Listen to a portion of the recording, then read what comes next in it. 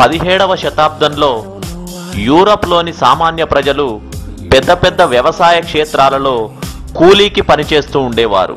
ఈ వ్యవసాయ క్షేత్రాలన్నీ సంపన్న వర్గానికి లేదా కులీన వర్గానికి చెందినవి. సంపన్న వర్గాల జీవితం విలాసవంతంగా ఆడంబరంగా ఉండేది. ఇలాంటి తారతమ్య వ్యవస్థను ఛేదిస్తూ శాస్త్రీయ ప్రగతి వేగవంతమైంది. నూతన ఆవిష్కరణలు మొదలయ్యాయి. అనేక యంత్ర పరికరాలను నీటితో, నీటి ఆవిరితో, బొగ్గుతో నడిపించడం సాధ్యమైంది. యంత్ర పరికరాల వినియోగం మొదట వస్త్ర పరిశ్రమలో మొదలైంది. యంత్ర పరికరాలను వినియోగించడం వల్ల వస్తువుల ఉత్పత్తి నాణ్యతతో చౌకగా వేగంగా జరిగింది. వస్తువుల ఉత్పత్తి కొరకు పెద్ద పెద్ద ఫ్యాక్టరీల నిర్మాణం జరిగింది. వస్త్ర పరిశ్రమలో ఇలాంటి విప్లవాత్మకమైన మార్పులు మొదట ఇంగ్లాండ్లో ప్రారంభమయ్యాయి.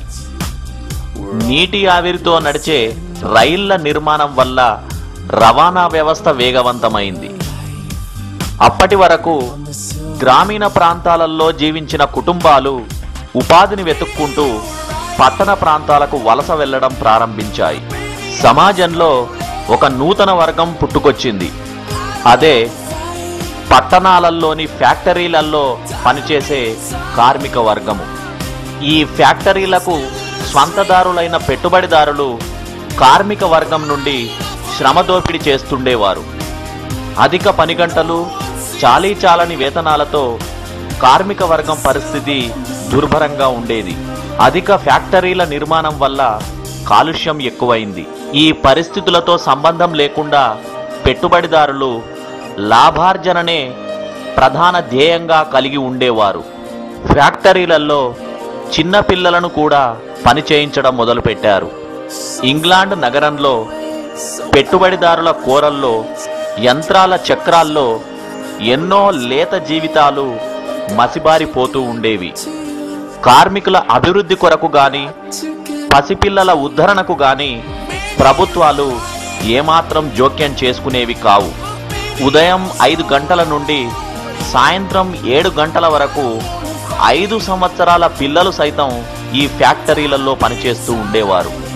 ఇలాంటి పరిస్థితుల్లోనే కార్మికుల ఉద్ధరణ కొరకు కార్మిక సంఘాలు పుట్టుకొచ్చాయి. ఈ దోపిడీ వ్యవస్థను, పెట్టుబడిదారీ వ్యవస్థను ప్రశ్నించడం మొదలుపెట్టాయి. ఇలా అధిక వస్తువుల ఉత్పత్తి కొరకు అధికంగా పరిశ్రమలను స్థాపించడమే పారిశ్రామిక విప్లవం.